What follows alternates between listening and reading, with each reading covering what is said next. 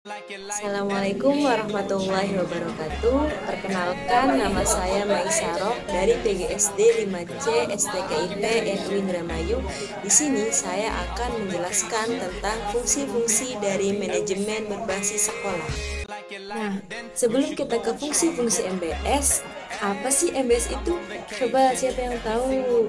Jadi, MBS itu adalah kewenangan penuh terhadap sekolah dalam mengatur pendidikan dan pengajaran, merencanakan, mengorganisasi, mengawasi, mempertanggungjawabkan, mengatur serta memimpin SDM atau sumber daya manusia, dan media atau alat yang menunjang untuk pelaksanaan pembelajaran yang sesuai dengan tujuan dari sekolah tersebut.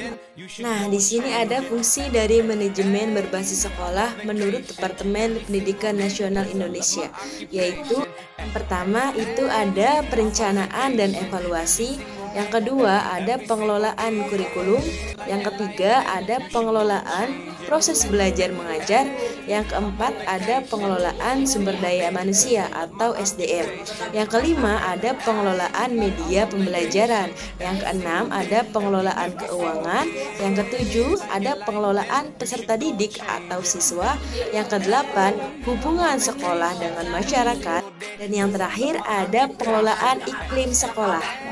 Nah, yang pertama itu ada perencanaan dan evaluasi program sekolah.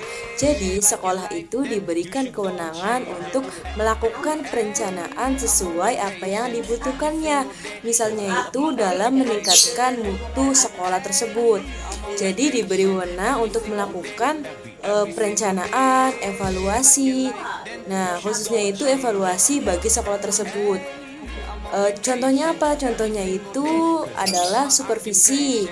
Nah, yang menjadi supervisor adalah kepala sekolah tersebut. Jadi, ia menilai atau melakukan perbaikan dalam kinerja guru atau tenaga pendidik yang ada dalam sekolah tersebut. Dan yang kedua itu ada pengelolaan kurikulum.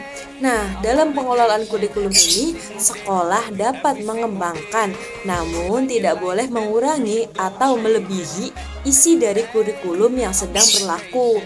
Misalnya, sekarang kita menggunakan kurikulum 2013. Sekolah tersebut boleh mengembangkan seperti dimasukkannya kurikulum muatan lokal. Misalnya itu ada pelajaran bahasa daerah. Nah, kita kan daerah Indramayu ya. Jadi misalnya situ ada pelajaran bahasa Indramayu. Nah, fungsi yang ketiga itu adalah pengelolaan proses belajar mengajar atau KBM. Nah, dalam hal ini sekolah diberi kebebasan untuk memilih strategi, metode, teknik pembelajaran serta pengajaran yang efektif dan sesuai dengan yang dibutuhkan dalam sekolah tersebut. Jadi misalnya kita ini menyesuaikan dengan karakteristik mata pelajaran, karakteristik siswa, guru, dan kondisi yang ada dalam sekolah itu. Gimana teman-teman, masih semangat kan? Ya, yang keempat itu ada pengelolaan ketenaga kerjaan atau SDM, sumber daya manusia, yaitu guru, kepala sekolah, dan staf-staf lainnya. Nah, pengelolaan ini mulai dari analisis kebutuhan perencanaan, rekrutmen, pengembangan, penghargaan, dan sanksi, hubungan kerja hingga evaluasi kinerja. Jadi, dari pengelolaan ketenagaan atau SDM ini, sekolah diberikan kebebasan atau diberikan kewenangan untuk merekrut siapa saja tenaga pendidik yang sesuai dengan kriteria yang telah ditetapkan. Oke, selanjutnya itu ada pengelolaan peralatan dan perlengkapan atau pengelolaan media dalam pembelajaran. Nah, di sini itu ada yang pertama ada pengelolaan fasilitas. Nah, seharusnya dilakukan oleh sekolah mulai dari pengadaan, pemeliharaan, dan perbaikan hingga pengembangannya.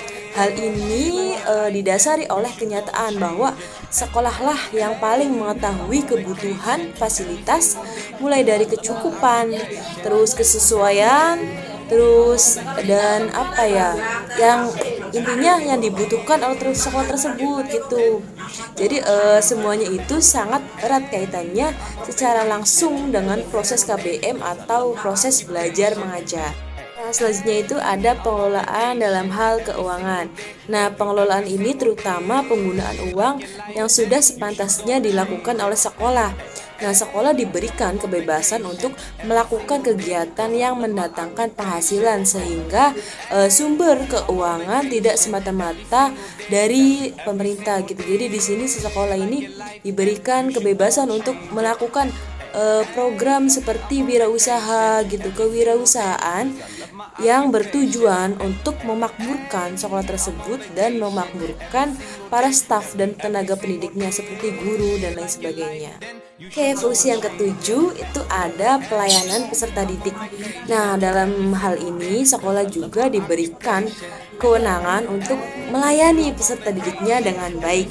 Nah, dalam pelayanan ini mulai dari penerimaan siswa baru, yang kedua ada pengembangan siswa tersebut, yang ketiga pembinaan, yang keempat ada pembimbing, dan yang kelima ada penempatan.